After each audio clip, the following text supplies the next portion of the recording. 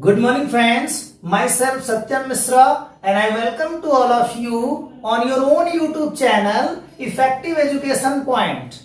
Friends, today I am going to explain you another important chapter of class 12th, book named Flamingo, and the name of this chapter is Deep Water. And this chapter has been written by very famous writer of English literature, William Douglas.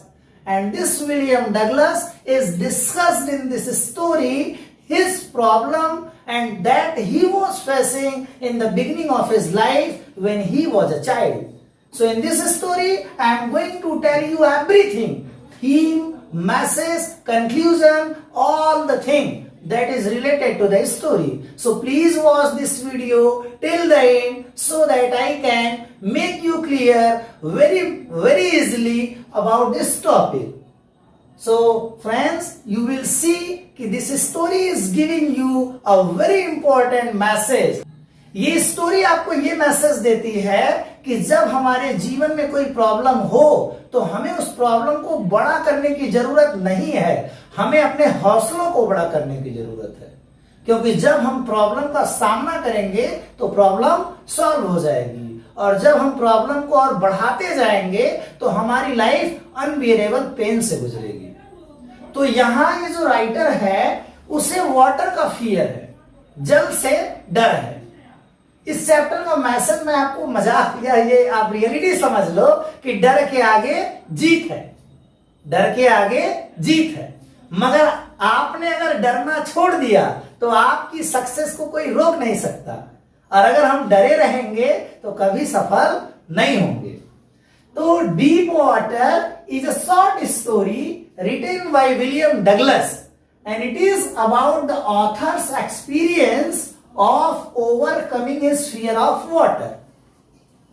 इस story में आप देखेंगे कि जो ये narrator है, जो writer है, जब वो 3-4 साल के थे तो वो अपने पिता के साथ बीच पर गए थे और बीच पर लहरें उठती रहती हैं तो वहां कुछ बड़ी लहरें उनसे आकर टकराई और उसकी वजह से वो वहां गिर गए और फिर लहरों के प्रभाव में वो कवर्ड हो गए और फिर वो वहां सांस भी नहीं ले पा रहे थे। ये डर उनके मन में बैठा रहा, लेकिन उन्होंने ये सोचा कि उनको अपने इस डर से बाहर आना है। तो जब वो 9-10 साल के हुए, 9-10 ईयर्स के हुए, तो एक दिन वो YMCA पूल गए और उन्होंने ये सोचा कि उस पुल में वो इंटर करेंगे और स्विमिंग करेंगे और उससे क्या होगा, इनके मन का जो फियर है वो बाहर आ जाएगा। तो पहले तो वो वहीं बैठकर, सीधी सी बात है कि अगर हम कोई काम करने जाते हैं तो जाते ही तो नहीं करेंगे, पहले सोचेंगे, प्लान करेंगे क्या तरीका होगा, कैसे बेहतर कर पाएंगे और ये करना उचित है अनुचित है, तमाम बातों पर हम डिस्कशन करते हैं, सोचते हैं, एनालिसिस करते हैं। तो यहाँ ये जो राइटर है जब उस YMCA पुल के पास गए तो पहले वो उस पुल के कंडीशंस को देखते हैं, फिर वो उसकी गहराई समझते हैं, फिर वो उसकी लंबाई, चौड़ाई, गहराई पर ध्यान देते हैं और फिर वो देखते हैं कि कितना इजीली वो उस वाटर के सरफेस को देख पा रहे हैं। इसका मतलब ये है कि वो बहुत गहरा पुल नहीं है। उनको ऐसा लगता है कि ये 9 फीट ज्यादा इसकी हाइट है और 3-4 फीट इसकी चौड़ाई है। तो फिर फाइनली वो कॉन्फिडेंट होते हैं कि अब वो उस पुल में जाएंगे और स्विमिंग करके अपना वो जो डर है वाटर के प्रति उसको बाहर ले आएंगे। तो उसी बीच जब वो वहां बैठे होते हैं तभी एक 18 साल का 18 इयर्स का लड़का वहां आता है और वो मजाक में उस बच्चे को उस पुल में धक्का दे देता है। किसी चीज को, जो व्यक्ति जिस चीज से डरा हुआ है, अगर उसमें इमीडिएटली उसको कोई धक्का दे दे तो उसका डर और बढ़ जाता है। उस समय वो बच्चा इस कंडीशन में नहीं था कि खुद को प्रोटेक्ट कर पाए और जब वो उस पुल के अंदर चला गया तो उस समय वो ये प्लान कर रहा था कि इसकी जितनी गहराई है, जब मैं इसके बॉटम पर पहुंचूंगा तो वहां से मैं धक्का दूंगा, अपने पैर से इस ग्राउंड को पुश करूंगा और फिर पूरी एनर्जी से ऊपर आऊंगा और फिर मेरे पास जो भी स्ट्रेटेजी है, जो भी एनर्जी है, जो भी टेक्निक है, स्किल है, उसके बेसिस पर स्विमिंग करके बचने का प्रयास करूंगा। मगर वो 9 फीट की गहराई उसके लिए इतनी ज्यादा हो गई कि कि उसको ऐसा लग रहा था जैसे इसकी कोई एंडिंग ही नहीं है, लगातार उसकी गहराई उसको बढ़ती हुई महसूस हो रही थी। फिर फाइनली क्या हुआ, एनी हाउ बहुत सारे प्रयास के बाद वो बच्चा जो है वो सरफेस पर आया, बाहर आ पाया। और जब वो बाहर आया तो वो वोमिटिंग कर रहा था और उसको एक दूसरे लोगों ने हेल्प करके एक लॉकर में पहुंचाया, एक जगह पहुंचाया जहां उसको रेस्ट मिले, रिलीफ मिले।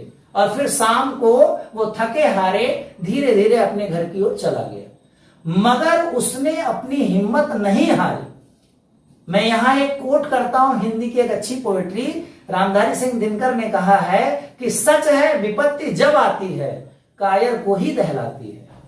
सच है विपत्ति जब आती है कायर को ही दहलाती है। सूरमा नहीं विचलित होते, क्षणिक नहीं धीरज खोते, विघ्नों को गले लगाते हैं, कांटों में राह बनाते हैं। है कौन विघ्न ऐसा जग में, टिक सके आदमी के मग में, मानव जब जोर लगाता है पत्थर पानी बन जाता है। ये इस भावना से, इस डेडिकेशन से, इस विल पावर से उस बच्चे ने ये डिसाइड किया कि now I will do a lot of practice through the help of instructor so that I can know कि how to swim in the river, how to swim in the lake. फिर इस writer ने ही learn swimming with the help of an instructor who insured.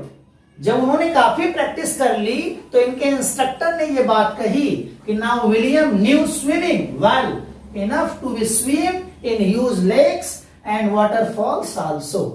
इन्होंने इतनी ज्यादा practice की, बहुत सारे लेक में जाके, बहुत सारे वाटरफॉल में जाके, छोटे बड़े रिवर में जाकर जब इन्होंने बहुत सारी प्रैक्टिस की तो उन सारी प्रैक्टिसेस के बाद ये पूरी तरह से इस स्विमिंग में ट्रेंड हो गए।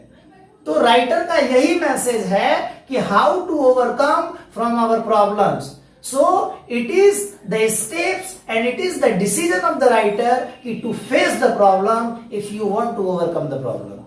अगर हम अपने जीवन में समस्या से बाहर आना चाहते हैं तो समस्या का सामना करना पड़ेगा। जैसे अगर हमें मैथ पढ़ने में डर हो, अगर हमें इंग्लिश डर लगता हो, हमें फ्लुएंसी इंग्लिश में बोलने में डर लगता हो, हमें स्टेज पर जाके अपनी बातें प्रेजेंट करने में डर लगता हो, तो ये डर तभी दूर हो पाएगा जब हम उसमें एक प्रॉपर प्रैक्टिस करेंगे। तो उसके अलावा एक इंपॉर्टेंट चीज मैं आपको और बता दूं कि ये जो स्टोरी है it has been taken from The story has been taken from the author's autobiography and the name of that autobiography is Men and Mountains. And the final message of this story is victory in facing the fear. So students, I try to explain you this important chapter in very easiest word to you. I think the thing is very clear. So if you are thinking कि this content and the way I am explaining is really helpful to you, then please like and subscribe my channel. Thank you very much.